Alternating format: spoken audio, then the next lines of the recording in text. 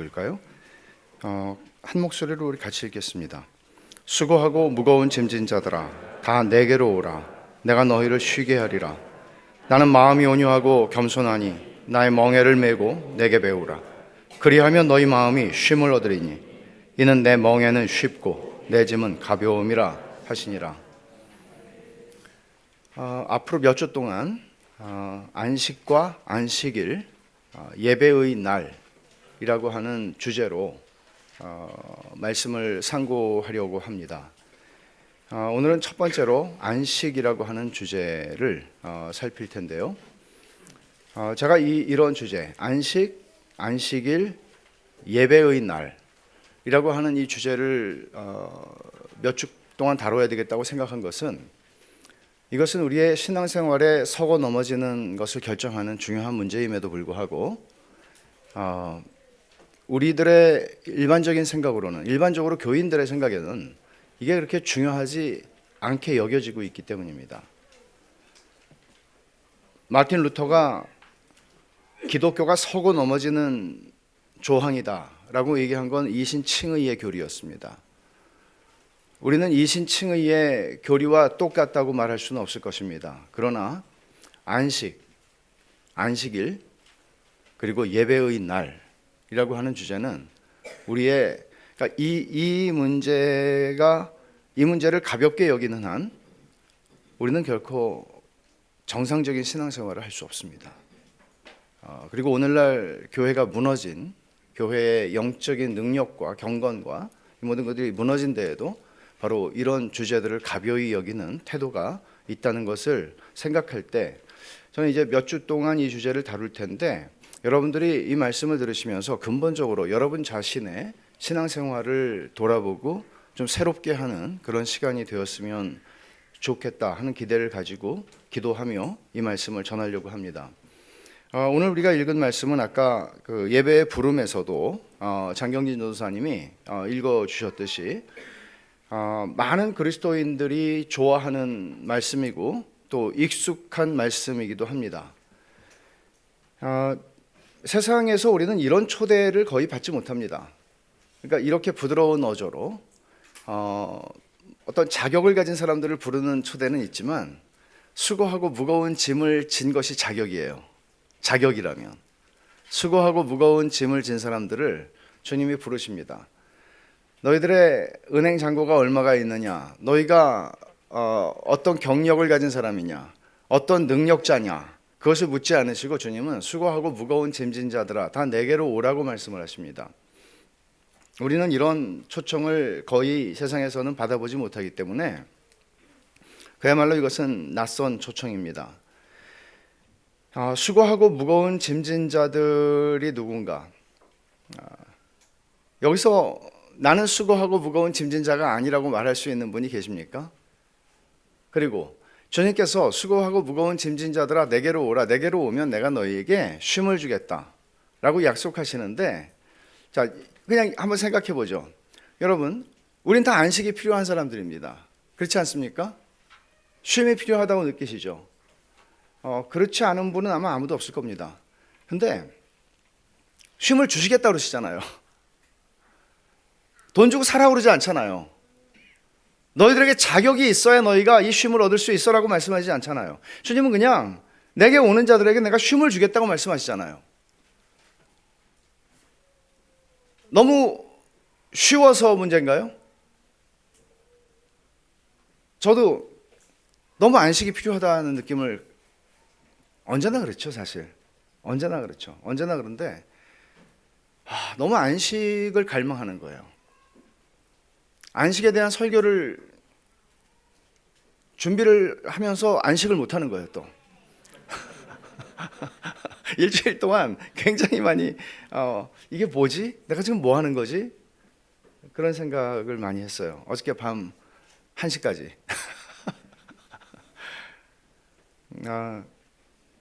여러분들은 이 말씀을 들을 때 수고하고 무거운 짐진 자들아 다 내게로 오라, 내가 너희를 쉬게 하리라. 주님이 이런 말씀을 하실 때 여러분들은 주님 날 부르시네 라고 느끼십니까? 아니면 어떻습니까?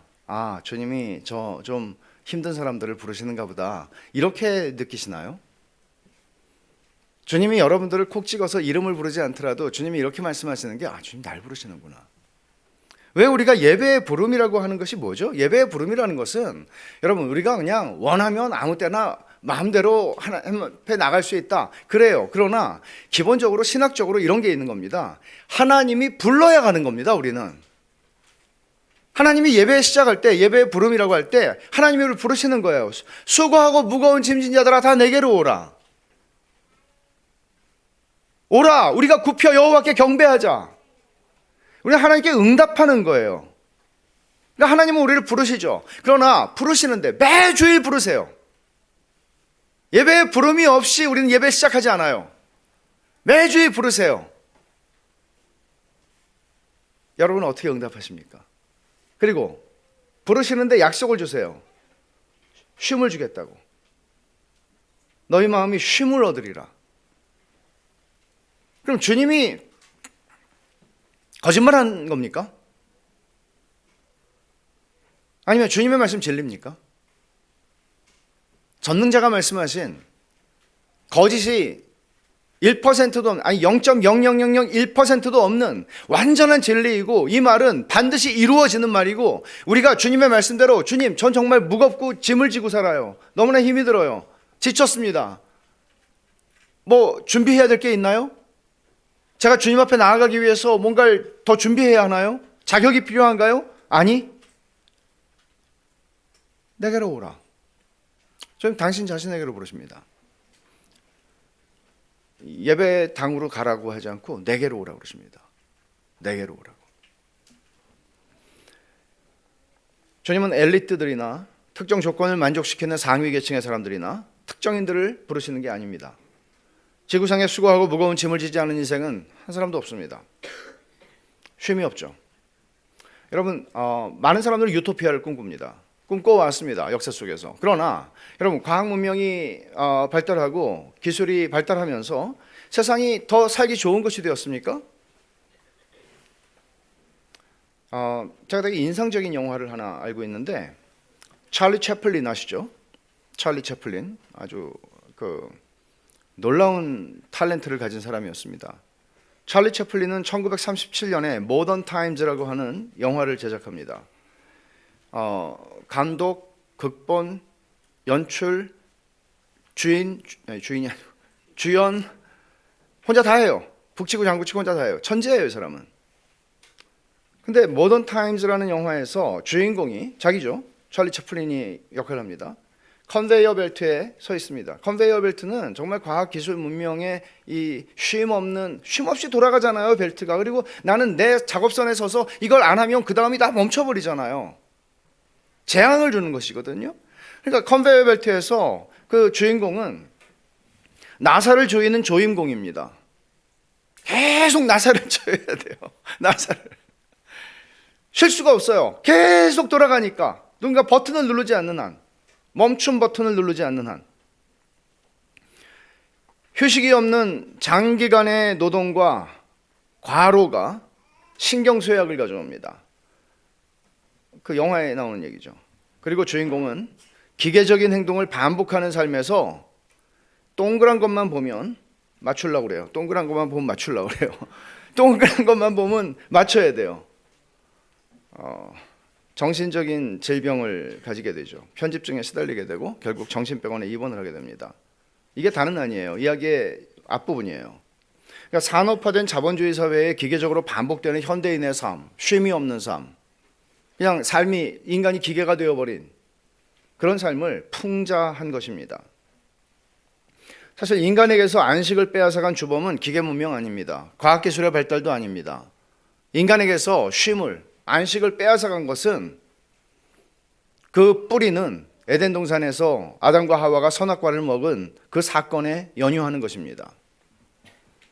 그때부터 인간은 쉼을 잃어버렸습니다. 인간이 신이 되려고 하던 순간 그들은 안식을 잃어버렸습니다. 죄의 문제를 해결할 수 없는 기계 문명이 어떻게 인간이 죄 때문에 잃어버린 안식을 가져다 줄 수 있겠어요? 선물할 수 있겠어요? 안식은 창조주 하나님으로부터 인간이 받아서 누리는 선물이기 때문에 그건 불가능한 거죠. 여러분, 안식이 선물이라는 생각을 해보셨어요? 안식이 보상이라고 생각하고 살지는 않습니까? 여러분들이 열심히 일한 결과 나는 은퇴 자금을 다 벌어놨기 때문에 왜 옛날에 존 파이퍼 그런 얘기 했잖아요. 삶을 낭비하지 마십시오 라고 하는 설교에서, 젊은이들에게 하는 설교였어요. 그거는 한 20몇 년 전에. 그는 젊은이들에게 설교를 하면서 여러분들은 돈을 많이 벌어서 한 50 나이에 은퇴해서 플로리다에 집을 하나 사고 해변에 거기서 여러분들의 노년을 보내면서 조개 껍질을 한 20년 30년 죽지도 않으니까 요즘에는 80, 90 사니까 40년 50년 조개 껍질만 계속 줍다가 인생을 그렇게 사는 게 여러분의 꿈이냐고. 근데 이렇게 말을 하니까 그렇지, 그렇게 말을 하지 않으면 사람들은 그게 굉장히 멋있다고 느낀단 말이죠. 그러고 싶어 하는 거죠. 그러니까 그 사람들이라고 말하지 않겠어요. 일반적으로 우리들이 생각하는 안식이라고 하는, 쉼이라고 하는 거는 그런 거라고 생각하는 거죠. 더 이상 돈 벌기 위해서 일하지 않아도 되는, 내가 열심히 일한 것에 대한 보상. 그래서 열심히 일하지 않으면, 혹은 어렸을 때 열심히 공부하지 않으면 그 보상을 누릴 수 없다고. 넌 죽을 때까지 일해야 돼, 노예처럼. 공부 열심히 해서 돈 많이 벌어서 한 30년 내지 40년은 네 마음대로 살 수 있어, 안식을 하면서. 이게 최고의 삶이야. 이게 세상이 우리에게 줄 수 있는 최고의 삶의 그림이에요. 비참한. 여러분은 그렇게 살기를 원하세요? 우리가 원하는 안식은 뭡니까? 그러니까 잘 사는 인생은 뭡니까? 그리고 여러분 자신들이 지금 잘 살고 있는지 못 살고 있는지 여러분들은 어떻게 판단하십니까? 여러분, 이 세상은 생산성과 성취로 사람의 가치를 평가합니다. 문제는 세상이 우리를 그렇게 평가한다는 것이 아니라, 더 문제는 내가 나 자신을 그렇게 평가한다는 거죠. 생산성과 가치, 생산성과 성취로 내 가치를 평가해요. 그러니까 그렇게 나 자신을 평가하다 보니 끊임없이 그 생산성과 성취로부터 주어지는 만족을, 그게 실체인지조차 생각하지 않으면서 그걸 추구하면서 그냥 끝없이 살아가는 거야. 쉬지 않고. 못 쉬죠. 자, 보세요. 연봉이 사람의 가치를 결정합니다. 그가 나온 대학, 그가 하는 일, 그가 가진 직업으로 영혼의 가치가 평가를 받습니다. 세상이에요. 이게 세상이에요. 이런 세상에서 살아가려면 어려서부터 쉼 없이 노력하고 부지런히 달려가야 합니다. 쉼 없이라고 그랬죠, 제가. 쉼 없이 달려가야 합니다. 그래도 끝이 보이지 않아요. 왜? 뛰는 놈 위에 나는 놈이 있으니까. 끝이 보이지 않아요. 주님께서 이런 인생들, 그러니까 나폴레옹이 나의 사전에 불가능은 없다 그랬죠. 근데 우리 인생들은 이렇게 말하는 거예요. 우리 인생의 사전에 쉼은 없다, 안식은 없다. 없어요. 없어요. 그러니까 주님께서 수고하고 무거운 짐진 자들아 다 내게로 오라, 내가 너희를 쉬게 하리라고 하셨을 때 주님은 당신이 이 세상에 오신 목적을 말씀하신 거예요. 여러분, 왜 주님이 오셨어요? 우리 이렇게 대답하죠. 예수님이 우리의 죄를 십자가에서 담당하시고 죽으시기 위해 오셨습니다. 우리를 구원하시기 위해 오셨습니다. 맞아요. 그럼 구원해서 뭐 하려고? So what? 구원해서 뭐 하려고요? 여기 안식이 있는 거예요. 제가 지난번에 가나의 포도잔치가 아니고 혼인잔치에서 물을 포도주로 만드셨잖아요. 그거는 기쁨을 잃어버린 세상에 기쁨을 주러 오신 것이 예수님이 오신 목적이라고 했잖아요. 그게 첫 번째 예수님의 표적이잖아요. 예수님이 이 말씀하시잖아요. 수고하고 무거운 짐 자들아 다 내게로 오라, 내가 너희를 쉬게 하리라. 주님이 오신 목적을 말씀하시는 거거든요. 인간은 범죄하고 안식을 잃어버렸어요. 왜? 그 안식은 하나님이 주는 선물이거든요. 내가 쟁취하는 보상이 아니에요. 열심히 일했으니까 내 남은 인생은 돈 많이 벌어서 이제 편하게 살겠다, 그런 보상이 아니에요.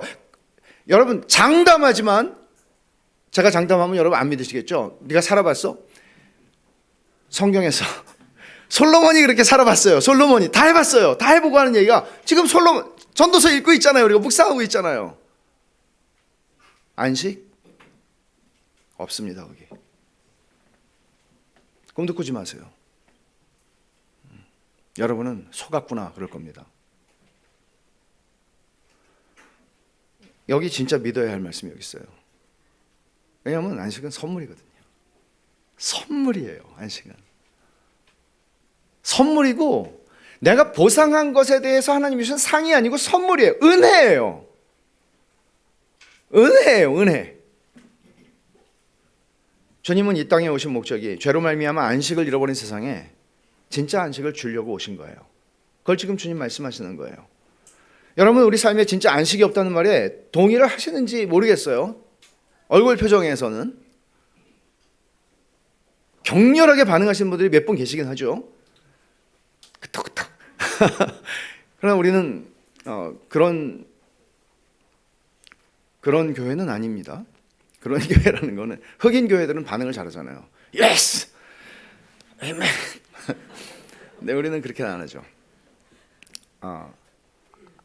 진짜 안식이 없다. 월터 브루거만이라고 하는 학자는 이런 말이에요. 우리가 살아가는 세상은 이스라엘 백성이 애굽에서 바로의 노예로 살던 체제에서의 삶과 유사하다. 그러니까 바로가 다스리던 나라, 애굽의 노예로 이스라엘 백성이 있던 그들이 살아가던 삶의 체계와 지금 우리가 사는 삶의 체계가 너무나 비슷하다.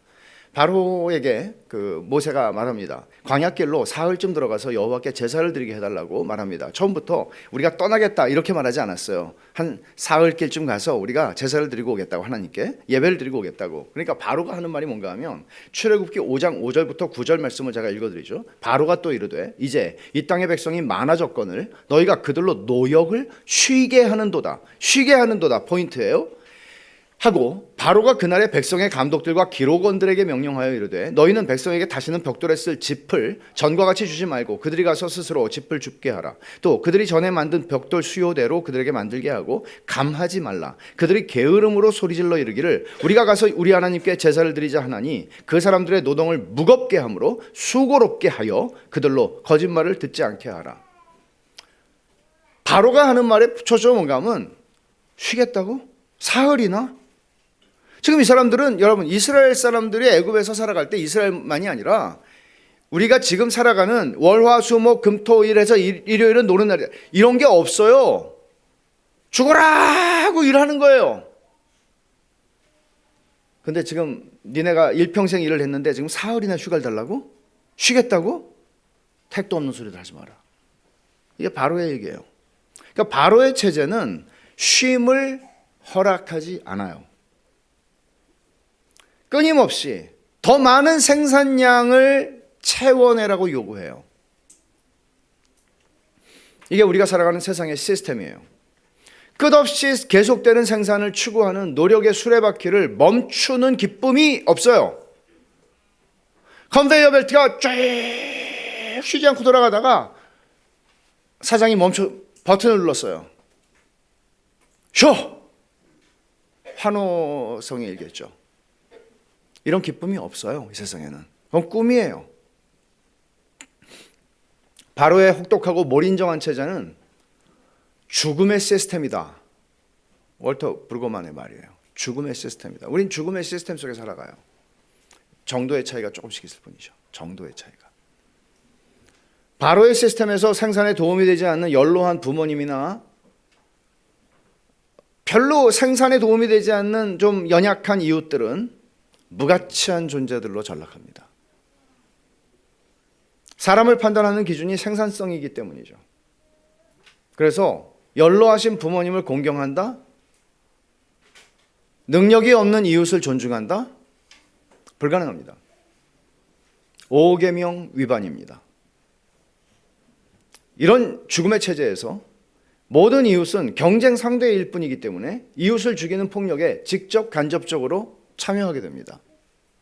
6계명 위반입니다. 살인이죠. 사랑과 결혼을 전제로 한 성적인 관계는 팔고 사는 상품으로 전락하게 되고 사람은 비인격화됩니다. 7계명 위반이죠. 내가 원하는 걸 가진 사람이 있으면 힘으로 그것을 빼앗을 궁리를 합니다. 8계명 위반입니다. 이익을 위해서라면 거짓말도 해야 하고 탐욕에 눈이 멀어 탐욕에 헌신합니다. 끊임없이 밑빠진 독에 물을 붓는 방식으로 우리들은 뭔가를 구입하고 사고 얻고 원합니다. 9계명과 10계명 위반입니다. 더 많은 걸 생산하기 위해 분주함과 탐욕을 부추기는 세상, 이게 바로의 체제이고 죽음의 시스템입니다. 우린 이런 무거운 짐 아래서 살아가는 것을 주님이 아셨습니다. 그래서 주님이 말씀하시는 거죠. 수고하고 무거운 짐진 자들아. 이거는 노예들에게 하는 말이잖아요, 여러분. 이스라엘 백성들이 애굽에서 노예로 살아갈 때 그들에게 수고하고 무거운 이스라엘 백성들아, 그러면 그들은 대답하겠죠. 노예에게 하는 말이에요. 말하자면 여러분들이 이게 나에게 하시는 말씀이구나라고 생각한다면 여러분은 노예적 삶을 살아가고 있다는 것을 인정하는 것이란 말이에요. 죽음의 시스템 아래서. 이런 상황에서 주님이 수고하고 무거운 짐진 자들아라고 그랬을 때 이 무거운 짐이 의미하는 것, 당시 사람들에게 무거운 짐이 의미하는 것은 바로의 시대에 살았으면 그들은 바로가 우리의 무거운 짐이다, 바로가 우리에게 하라고 하는 할당량이 무거운 짐이다, 이렇게 생각을 했을 거예요. 근데 주님이 지금 말씀하시던 이 1세기 팔레스타인의 상황에서는 무거운 짐은 로마 제국이 그들에게 지은 무거운 형벌, 그리고 자신들의 군사적인 확장을 위해서 무겁게 과세를 때리던 그런 그 혹독한 과세 시스템을 얘기하는 것일 겁니다. 그리고 또 하나 있죠. 유대인들에게는 율법의 행위를 지나치게 적용해서 백성들의 삶을 율법으로 이렇게 저렇게 얽어매어서 무한 충성을 요구하는 유대교의 율법주의 시스템, 이 모든 걸 지적하는 말씀입니다. 근데 이런 시스템, 이런 바로의 시스템, 이런 죽음의 시스템 안에도 휴가가 있어요. 없진 않아요. 여러분, 직장에서 휴가를 주잖아요. 휴가가 있어요. 그러나 이런 휴가로 가지는 안식이라고 하는 것은, 쉼이라고 하는 것은 성경이 말하고 있는 진정한 쉼은 아니에요. 본질이 달라요. 성격이 달라요. 이런 휴가로서의 안식은 그저 노동이라는 목적을 위한 수단일 뿐입니다. 너 며칠 쉬고 와서 더 많은 할당량을 줄 거니까 그걸 채워, 이런 얘기입니다. 좀 쉬고 나면 일을 더 잘할 수 있고 더 많은 생산량을 달성할 수 있다고 판단하기 때문입니다. 이건 성경이 말하는 안식의 본질이 아니죠. 여러분, 실리콘밸리에 있는 구글을 한번 그 지역의 교회 집회를 갔다가 방문한 적이 있어요. 꿈의 직장이라고 그러죠. 정말 이발사가 머리도 깎아줘요. 깎아주러 오고, 안마사가 해주러 오고, 회사에서 다 고용합니다. 그리고 트레드밀이 아니라 이 운동을 언제든지 할 수 있도록 그냥 그 건물 바로 앞에 그 수영 이거 있잖아요. 물 이렇게 그거 뭐라고 그러는지 모르겠어요. 물 흘러가게 하고 자동으로 계속 제자리에서 수영하는 거, 그런 거 갖다 놓고 간식이 있는 그 방이 있어요. 뭐 카푸치노, 아니 뭐 제가 아는 거 카푸치노밖에 없는 것 같은데, 뭐 라떼 뭐 등등등등 다양한 걸 먹을 수 있는 비싼 커피 머신, 그리고 간식이 막 엄청나게 많은 거예요. 그리고 밥 다 공짜예요. 아침 점심 저녁 다 회사 와서 먹어도 돼요. 애까지 데리고 와요. 유치원까지 있어요. 근데 그 직원으로 있는 형제가 그러더라고요.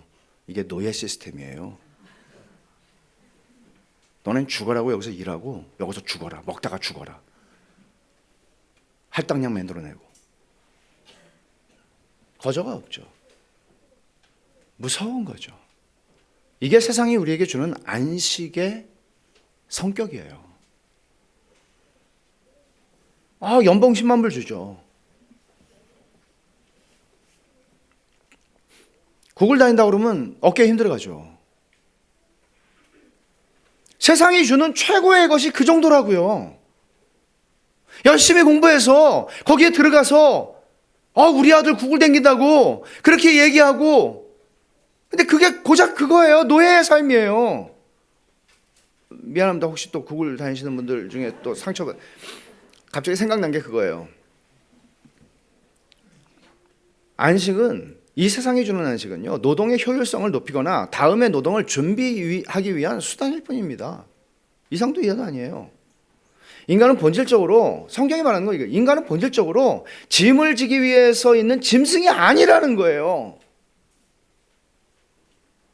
여러분, 농부에게 소가 무엇인가를 물으면 소는 내 농사 일을 도와주는 짐승인 거죠. 물론 사랑할 수 있습니다, 그 짐승을. 그러나 그 일을 하기 위해 존재하잖아요.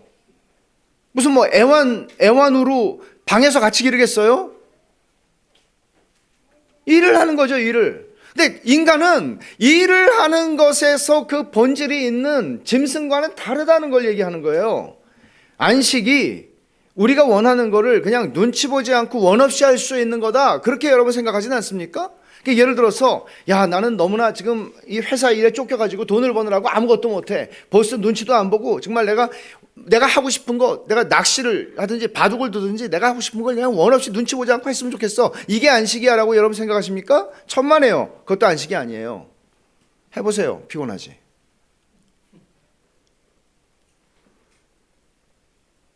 성경적인 안식을 우리는 너무나 모르고 무지해요. 아브라함 헬셀이라고 하는 유대교 랍비는 이런 얘기를 합니다. 안식일은 천지창조의 목적이다. 안식일은 천지창조의 목적이다. 하나님께서 6일 동안 창조하시고 7일 날 거룩하게 하시고 쉬셨잖아요. 그러니까 진정한 안식일이 천지창조의 목적이라고? 그렇다면 왜 이런 얘기를 할까요? 진정한 안식은 하나님 자신을 즐거워하는 안식이니까. 인간은 하나님을 위해 창조된 존재라고 어거스틴이 얘기하죠. 하나님을 위해서 창조된 존재이기 때문에 내가 하나님 안에서 안식을 찾기까지는 진정한 안식을 알았던 적이 없다고. 그렇게 창조된 거거든요, 사람은. 진정한 안식은 하나님 자신을 즐거워하는 것이라고. 저는 이 말을 가지고 끌고 갈 거예요. 몇 주 동안 할지는 잘 모르겠지만, 성경적 차원의 안식에 우리가 너무나 무지하다는 거죠. 돈 벌기 위한 수단으로서의 노동에서 잠깐 쉬는 것, 그냥 내가 잠깐 쉬면서 내가 원하는 일들을 하는 것, 그게 안식이고 쉼이라고 사람들은 일반적으로 이해하죠. 그렇게 노동과 거짓 안식의 쳇바퀴를 우리는 돌리면서 그 속에서 이만하면 그래도 살만한 세상이야, 내가 원하는 것들을 할 수 있는 돈이 주어지잖아, 이 노동을 통해서. 괜찮은 세상이야 라고 스스로를 기만하는 게 살 길이죠.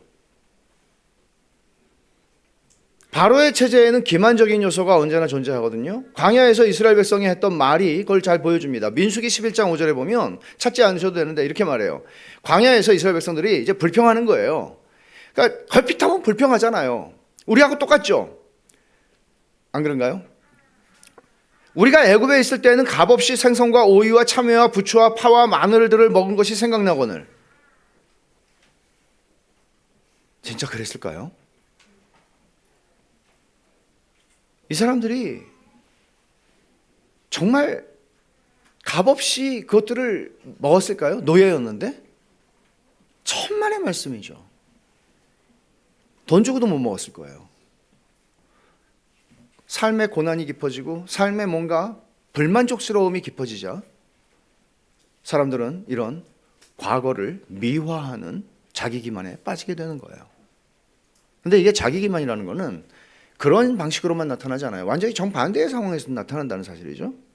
그러니까 내 삶이 먹고 살만하게 편안해질 때도 자기기만이 있어요. 와, 세상 정말 괜찮아. 내가 그래도 상위 한 20%에 지금 살고 있잖아. 대한민국의 상위 20%에 내가 삶을 그래도 살고 있잖아. 성공했잖아. 괜찮아, 삶이. 살만해. 라고 속이는 요소가 있다는, 기만적인 요소가 있다는 거죠. 번영의 상황에서도. 신명기 8장 11절에서 14절을 보면 이렇게 말합니다. 내가 오늘 네게 명하는 여호와의 명령과 법도와 규례를 지키지 아니하고 내 하나님 여호와를 잊어버리지 않도록 삼갈지어다. 네가 먹어서 배부르고 아름다운 집을 짓고 거주하게 되며 또 내 소와 양이 번성하며 내 은금이 증식되며 내 소유가 다 풍부하게 될 때 내 마음이 교만하여 내 하나님 여호와를 잊어버릴까 염려하노라. 여호와는 너를 애굽 땅 종되었던 집에서 이끌어 내신 하나님이다. 그러니까 내가 원래 잘나가지고 이렇게 이만한 부를 이루었다고, 이만한 성공을 이루었다고 착각하지 말라는 거예요. 재물 얻을 능력을 주신 분이 하나님이라고 지금 말씀하는 거거든요.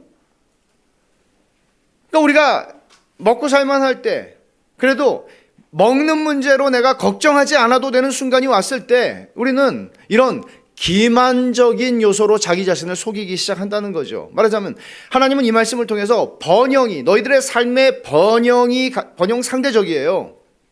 번영이 가져다 주게 될 영적인 기억 상실증을 경고하시는 거예요.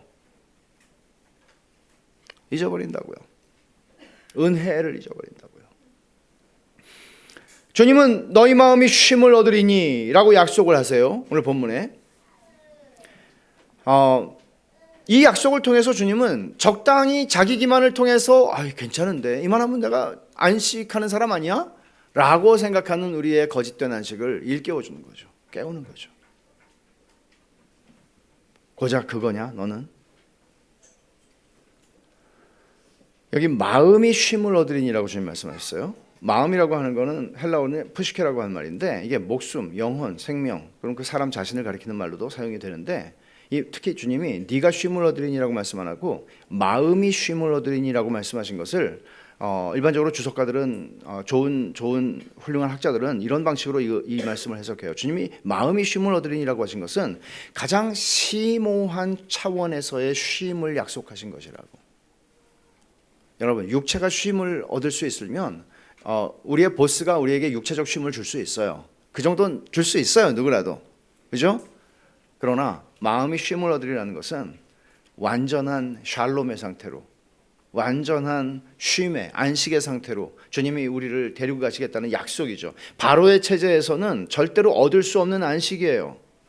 이거는 다른 차원의 안식을 주님 말씀하시는 것이죠. 주님밖에는 주실 수가 없는, 주님만 주실 수 있는 전인적인 완전한 안식을 내가 선물로 주겠다고 말씀하는 거예요. 필요하지 않아요, 우리는? 전 정말 필요해요. 간절히 필요해요. 눈물이 터질 것처럼 필요해요. 우리 다시 잠깐 광야의 이스라엘 백성들에게로 돌아가 보죠. 하나님이 그들에게 안식일을 지키라고 하실 때, 안식일을 지키라고 하실 때 굉장히 강력하게 말씀하셨어요. 출애굽기 31장 한번 펴보시죠. 출애굽기 31장 12절에서 17절입니다.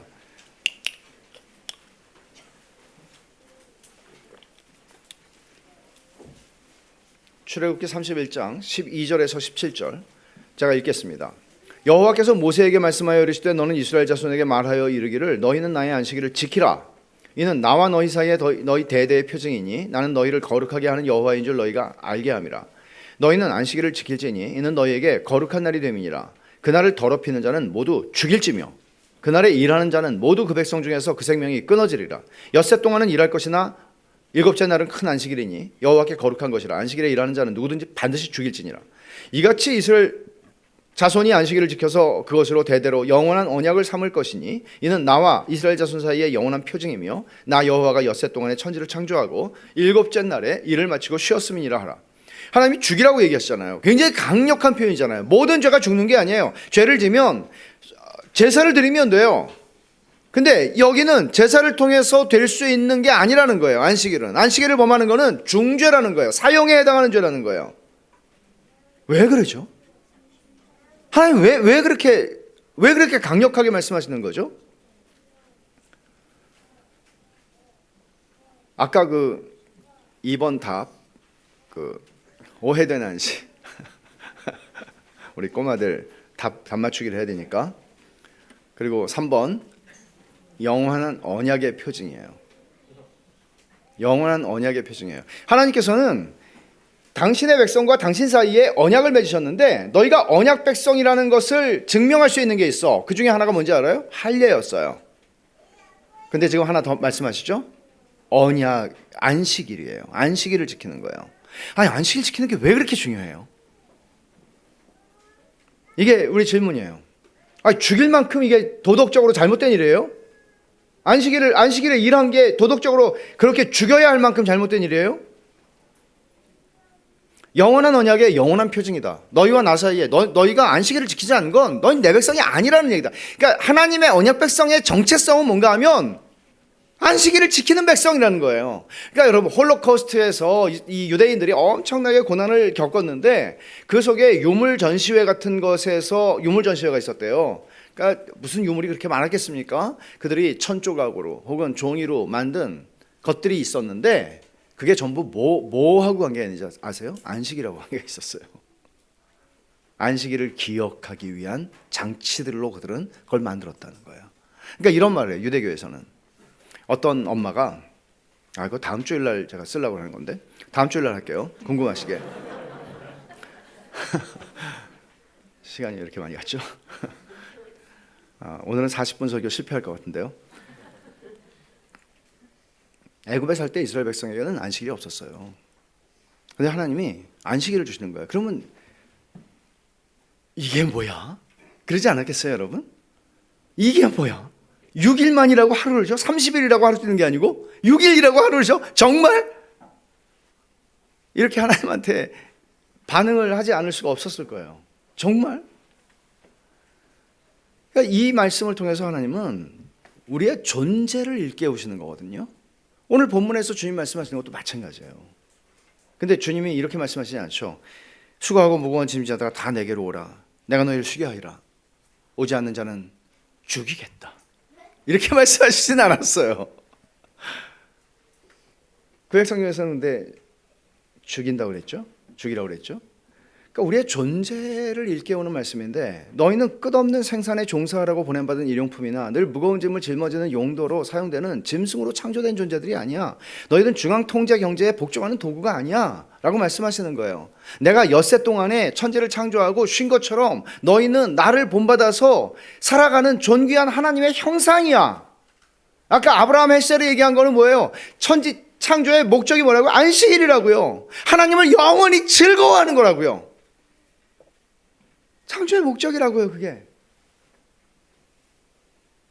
그러니까 하나님이 너무 6일 동안 일하시니까 피곤하셔가지고 안 하시다가 일을.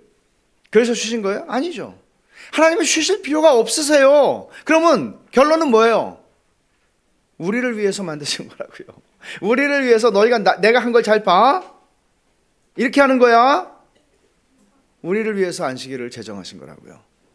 피조물의 행복은, 그러니까 우리는 일 중독자가 되는 것도 아니며 하나님은 일 중독자도 아니시며 피조물의 행복은 끝없는 일에 의존해서 보상을 받음으로써 자기만족을 추구하는 게 아니라는 걸 말씀하시는 거예요. 이 말씀이 여러분에게 어떤 의미가 있습니까?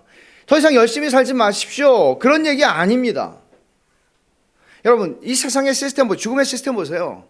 지금 69시간, 120시간 별소리를 다 하잖아요. 그게 어떤 정권이 말을 하든지 간에 이 세상의 방식은 바로의 체제입니다. 그리스도인들은 내 편리 때문에 내가 사장의 입장에서 회사를 소유하고 있는 사람의 입장에서 70시간도 좋고 80시간도 좋고 얘기하는 것이 아니라 또는 내가 회사에 다니는 어떤 직원의 입장에서 말도 안 돼 라고 하는 것이 아니라 우리의 편리의 입장에서가 아니라 성경적으로 합당하지 않다는 거예요. 성경의 원리에 맞지 않아요. 이게 세상의 시스템이에요. 죄로 말미암아 사람은 안식을 잃어버렸고 예수님은 그 잃어버린 안식을 온전하게 회복시켜 주려고 오셨고 이 말씀을 하시는 거죠. 그럼 주님이 말씀하시는 약속하시는 안식의 성질을 한번 생각해 보세요. 나의 멍에를 메고 내게 배우라 그리하면 너희 마음이 쉼을 얻으리니 라고 말씀하셨어요. 멍에라고 하는 건 기본적으로 이 압제자의 상징이에요. 멍에를 메운다 그러잖아요. 내가 너에게 멍에를 메울 거야. 사람이 소에게 멍에를 메우잖아요. 사람이 소에게 멍에를 메우는 것은 두 마리가 같이 힘을 합해서 밭을 갈든지 할 수 있도록 두 마리를 이렇게 씌우는 거잖아요. 한 조로. 근데 주님이 여기서 말씀하시는 멍에는 그런 멍에를 가리킨다기보다는 사람이 지는 멍에인데 여러분 이런 거 아시죠? 베트남이나 이런 데 가면 더 많은 것 같은데 옛날에 우리나라도 있었어요. 이 막대기 하나 장대기에다가 작대기에다가 두 개를 걸어가지고 이렇게 지고 가는 거잖아요. 그러니까 무거운 짐을 좀 더 수월하게 지고 갈 수 있는 그런 멍에를 지금 주님 말씀하시는 거예요. 그러면 자 여기서 우리의 오해를 하나 풀어야 될 건 뭔가 하면 주님이 약속하신 안식은 멍에를 벗겨버리는 게 아니다. 내 멍에를 매라고 그러시잖아요. 우리는 안식 그러면 일이라고는 나는 아주 다시 쳐다보기도 싫어. 그냥 나는 놀 거야. 바닷가에 어디 고급 리조트에 가서 나는 그냥 발 뻗고 놀 거야. 근데 주님은 우리는 그런 방식으로 안식을 생각할지 모르지만 주님이 말씀하시는 건 내 멍에를 메고 배우라고 그래요. 주님은 모든 짐을 벗겨주겠다, 모든 짐으로부터 해방되라, 그렇게 말씀하지 않으세요. 내 멍에는 쉽고 가볍다, 내 짐은 가볍다. 주님의 짐은 가벼워요. 이 짐이라고 하는 이 단어 자체가 가지고 있는 뉘앙스는 무겁다는 거거든요. 아이고 힘들어 죽겠네, 이게 짐이라는 그 말이 가지고 있는 뉘앙스인데, 예수님은 무거운 유대 전통과 율법주의자들에게 의해서 짐을 지고 살아가는 그 유대인들, 로마의 그 과세도 있었고요, 이런 무자비한 바리새인과 서기관들을 의식해서 내 짐은 가볍다고 말씀하신 것 같아요. 왜냐하면 마태복음 23장 4절에 바리새인과 서기관들을 저주하시면서 주님이 이렇게 말씀하세요. 무거운 짐을 묶어 사람의 어깨에 지우되 자기는 이것을 한 손가락으로도 움직이려 하지 않는 바리새인과 서기관들. 그러니까 그들은 종교의 시스템을 통해서, 종교의 시스템도 바로의 시스템인 거예요. 여러분, 율법주의라고 하는 게 얼마나 무시무시한 죽음의 시스템인지 몰라요. 주님은 그걸 깨뜨리러 오신 거예요. 기독교의 이름으로 행해지는 많은 율법주의들, 이루 말할 수 없죠. 여러분들도 그런 경험을 가지셨을지도 모르겠습니다. 근데 주님은 내 멍에는 쉽고 내 짐은 가볍다고 말씀하세요. 쉽다라고 할 때, 내 멍에는 쉽다라고 할 때, 쉽다라는 단어의 사전을 찾아보면 부드럽다, 좋다, 감미롭다, 도움이 된다, 친절하다, 이런 뜻이에요. 그럼 예수님의 멍에는, 번역을 우리는 어떤 걸 선택할 수 있겠지만 예수님의 멍에는 이런 성질을 다 가지고 있다는 거죠. 그러니까 이런 말이에요. 주님이 나의 멍에, 나의 다스림을 받는 것은 너를 기쁘게 할 거야, 너를 행복하게 만들 거야, 달콤하게 만들 거야, 이런 얘기를 하시는 거거든요. 그러니까 주님의 멍에는, 멍에를 지는 사람들, 주님의 멍에를 지는 사람들에게 최상의 기쁨을 안겨준다는 거죠. 만일 여러분들이 주님이 주시는 안식이 또 뭐 할 게 있어? 뭐 지라고? 짐 지는 거 질색인데? 그런다면 여러분들은 이 안식을, 진짜 안식에 들어갈 수 없는 것입니다. 주님이 주시는 안식, 마음이 쉼을 누린다는 것은 하나님이 요구하시는 의의 기준을 조금 더 약화시키지 않습니다. 예수님이 이렇게 말씀하셨어요. 마태복음 5장에서 내가 너희에게 이르노니 너희 의가 서기관과 바리새인보다 더 낫지 못하면 결코 천국에 들어가지 못한다. 주님은 우리에게 안식을 주시면서 야, 무겁지? 하나님이 요구하시는 의를 이루려니까 무겁지? 그러니까 그 의를 내가 약화시켜 줄게, 좀 가볍게 해줄게. 완전한 의가 아니고 적당한 의면 돼. 주님 그렇게 말씀하시는 게 아니에요. 주님이 하신 말씀은 서기관과 바리새인의 의보다 우리가 낫지 않으면 천국 못 가요. 진리예요, 이것은. 그러나 주님의 멍에를 매는 자들은 하나님이 요구하는 의를 성취하시는 그리스도를 통해서 하나님과 새로운 관계를 맺게 되는 거예요. 그래서 쉽다는 얘기를 하는 거예요, 주님은. 이게 복음이죠. 주님은 이렇게 말해도 주저주저하는 사람들이 있을까 봐 주님 뭐라고 말씀하세요? 나는 마음이 온유하고 겸손하니 라고 말하죠. 주저할까 봐. 아유, 나같이 천한 사람이 주님 앞에 가면 주님 거절하시지 않을까? 근데 여기 겸손하다는 이 말은 비천한 신분을 가리키는 말이거든요. 그러니까 나도 비천한 존재야. 그러니까 너희가 나에게 올 때 아무리 약한 사람이라고 해서, 아무리 불쌍하고 비천한 사람이라고 해서, 사회적으로 패자라고 해서 내가 너희들을 배척하지 않을 거야. 나에게 나오는 사람은 내가 안아줄 거야, 안식을 줄 거야, 쉼을 줄 거야 라고 말씀하시는 거예요. 그러면서 주님은 나의 멍에를 메고 내게 배우라고 하시죠. 예수님의 멍에를 메는 것은 뭔가 하면요, 배우는 것입니다. 이 놀랍죠? 이상하죠? 주님의 가르침은 주님의 가르침, 그러니까 서기관과 바리새인들의 가르침은 사람들을 옥죄고 목을 조르고 그들을 옴짝달싹 할 수 없게 만들고 종으로 만드는 거예요. 노예로 만드는 거예요. 그러나 주님의 가르침은 그들과 달리 우리의 마음에 쉼을 주는 가르침이에요. 주님의 멍에를 맨다고 할 때 우리가 제일 먼저 해야 하는 일과 주님을 따르는 길에서 항상 해야 하는 일은 배우는 것입니다. 여러분 지금도 배우고 계시는 겁니다. 매주일 제가 예배 끝나고 교리 강의를 할 때 배우는 것입니다. 왜 우리 교회는 배우는 게 이렇게 많아? 노는 건 없고?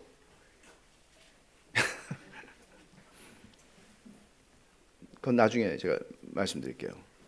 진리를 알지 진리가 너희를 자유케 하리라.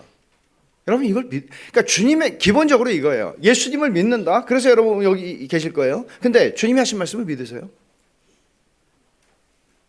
진리가 너희를 자유케 하리라. 근데 왜 진리 가운데 안 나오세요?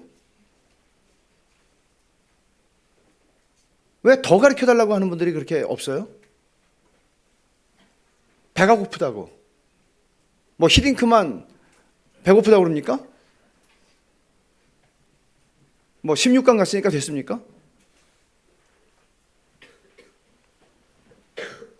여러분들은 오늘 이 말씀 앞에서 어떻게 응답하시기를 원하세요? 주님의 말씀이에요. 수고하고 무거운 짐 다 내게로 오라. 내가 너희를 쉬게 하리라. 여러분 어떻게 하시겠습니까? 이 초청에 응답하는 첫 번째 방식은 그만하는 겁니다. 그치는 겁니다. 멈추는 겁니다. 스탑 버튼을 누르는 겁니다. 창세기 2장 3절에 하나님이 그 일곱째 날을 복되게 하사 거룩하게 하셨으니 하나님이 그 창조하시며 만드시는 모든 일을 마치시고 그날에 안식하셨음이라 했습니다. 안식하다라는 이 말은 히브리 말은 그치다, 멈추다라는 뜻입니다. 우리가 주님이 주신 안식을 누리는 첫 번째 길은 멈추는 것입니다. 그치는 것입니다. 무엇을 멈추고 무엇을 그쳐야 합니까? 우리 자신이 하나님이 되려는 노력을 그치는 것입니다. 이거는 아담과 하와가 에덴 동산에서 범죄했을 때 가졌던 생각이고 죄의 본질입니다. 모든 걸 내 자신의 통제 속에 내가 주인이 된 내 계획 속에 다 집어넣으려는 시도를 멈추십시오. 여기에는 여러분들의 지적 추구든지 여러분들의 정서적인 추구든지 그 무엇이든지 멈추셔야 합니다. 여러분들이 하고 있는 우리는 지적으로도 안식이 필요하고 정서적으로도 안식이 필요하고 영적으로도 안식이 필요하고 우리는 전인적 안식이 필요하고 주님은 그걸 말씀하시는 거예요. 그렇다면 우리의 영혼이 쉬질 못해요. 정서가 쉬질 못해요. 지적인 이 추구가 쉬지를 못해요. 육체가 쉬지를 못해요. 이 총체적으로 주님 말씀하시는 거예요. 지적인 직업에 종사하시는 분들은 지적인 수고를 멈출 수 있어야 돼요. 정서적으로 내가 자유하지 않고 평안을 누리지 못하는 사람들은 정서적인 면에서 멈추세요. 여러분들이 하나님이 아니니까. 신이 되려는 인간에게는 쉼이 없습니다. 주님의 멍에를 메고 배운다는 것은 주님께 모든 걸 맡긴다는 뜻입니다. 하나님의 주권과 통치에 내 삶 전부를 맡기는 겁니다. 우리가 하나님이 되려는 노력을 그친다는 것은 내 스스로 내 미래를 만들어가겠다는 노력을 내려놓고 하나님의 주권과 다스림 안으로 들어가는 겁니다. 모든 걸 내가 통제하겠다는 자신의 노력을 내려놓는 것입니다. 그만하는 것입니다. 이게 가능하냐고요? 믿음으로만 가능합니다. 우리는 바로의 체제 속에서 쉼없이 일하며 살아갑니다. 일을 멈추는 순간 경쟁에서 밀려난다고 생각하니까 쉴 수 없습니다. 이런 무자비한 세상에서 쉼없이 일하는 인간에게 피할 길이 있을까요? 죽음 외에 대안이 있습니까?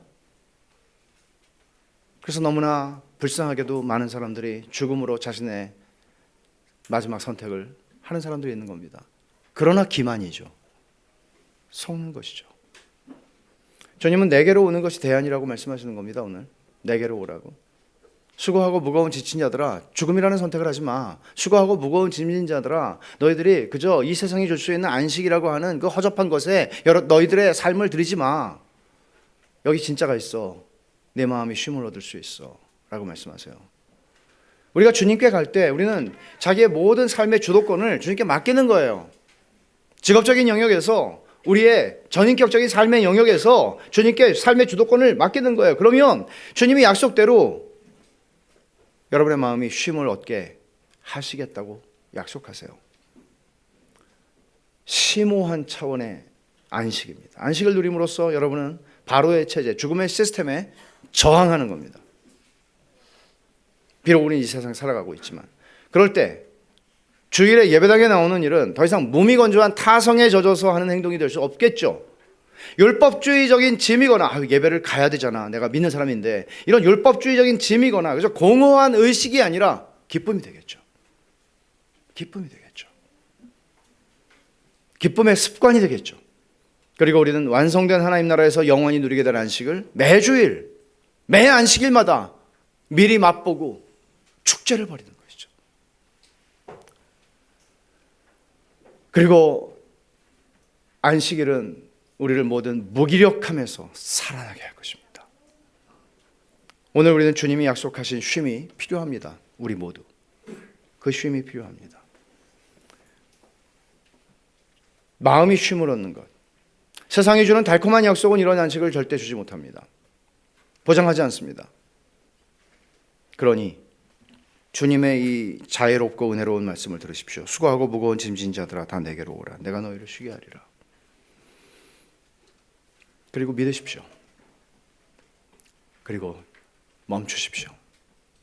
그리고 주님께 통제권을 드리십시오.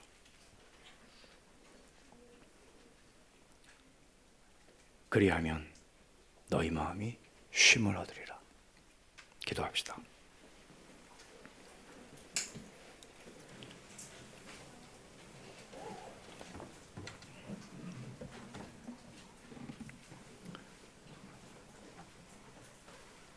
궁금합니다. 여러분들이 오늘 이 말씀을 목사의 말이 아니라 주님의 말씀입니다.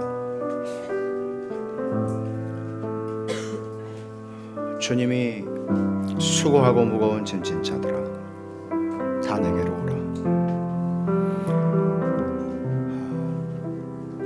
우리는 매일 매순간 주님께 나아가 이 안식을 누릴 수 있지만 제가 다음 주일은 안식일에 대해서 말씀을 전할 텐데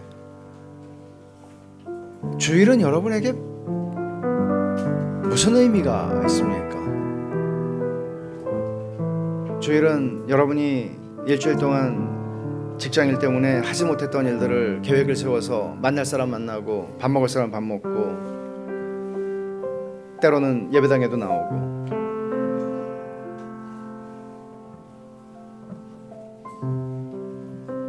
장담하건대 여러분은 쉴 수 없을 겁니다.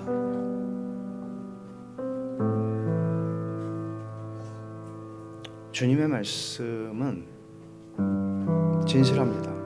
참됩니다. 그리고 주님은 여러분 가운데 단 한 사람도 배척하지 않으십니다. 이 시간에 우리가 주의 말씀 앞에 반응합시다. 대답합시다. 주님이 한 설교자를 통해서 한 50분 말씀하셨다면 이제는 우리 1분이라도 우리의 마음을 하나님 앞에 고백합시다. 내가 정말 이게 필요하다고, 감사하다고, 내가 주님께 간다고, 멈추겠다고, 그치겠다고, 내 정서적인 영역에서도 통제권을 주께 드리겠다고, 내 지적 추구에서도 드리겠다고, 육체적인 추구에서도 그러하겠다고 같이 기도합시다. 아버지 하나님 고맙고 감사합니다. 저희들이야말로 수고하고 무거운 짐진 자들이고 지쳐서 더 이상 새로운 힘이 나오지 않고 무기력한 가운데 저희들의 삶의 모든 영역에서 저희들은 안식이 필요합니다. 그저 육체가 쉬는 안식이 아니라 주님이 말씀하신 마음의 쉼을 얻는 것이 저에게 정말 필요합니다. 안식은 보상도 아니고 상도 아니고 주님이 은혜로 저희에게 주시는 선물인 것을 압니다. 주님 정말 이 안식을 누리게 해주십시오.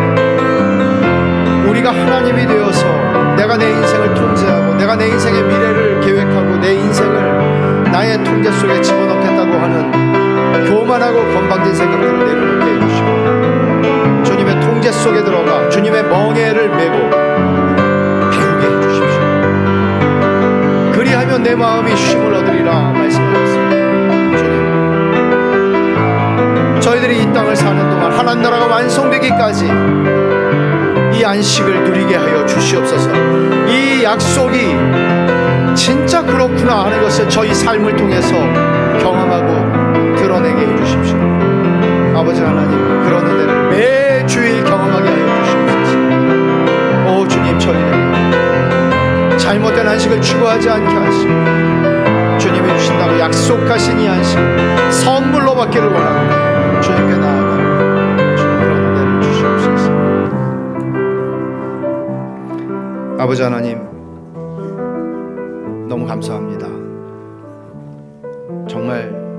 쉼이 필요했는데, 저희가 너무나 잘 아는 말씀이고 익숙한 말씀인데 이 말씀을 저희들에게 오늘 새롭게 들려주셔서 감사합니다. 주님, 정말 쉼이 필요합니다. 저희가 수고하고 무거운 지말의 허덕입니다. 그저 육체가 잠깐 쉬는 걸로는 그저 다람쥐 쳇바퀴 도는 삶을 피해갈 수 없습니다. 하나님 아버지, 하나님 나라가 완성될 때까지, 영원히 안식을 누리기까지 이 땅에서도 마음이 쉼을 누리는 참된 안식을 맛보고 살게 해주시옵소서. 저희들에게 주일이 축제가 될 수 있도록, 그런 안식의 향연이 될 수 있도록 하나님 축복해 주시옵소서. 하나님, 수고하고 무거운 사랑하는 형제와 자매들을 들에게 믿음을 더하셔서 멈출 수 있는 용기, 그칠 수 있는 결단을 주셔서 지쳐있는 우리의 머리와 가슴과 몸이 주 안에서 쉼을 누리게 하여 주옵소서. 예수님 이름으로 기도하옵나이다. 아멘.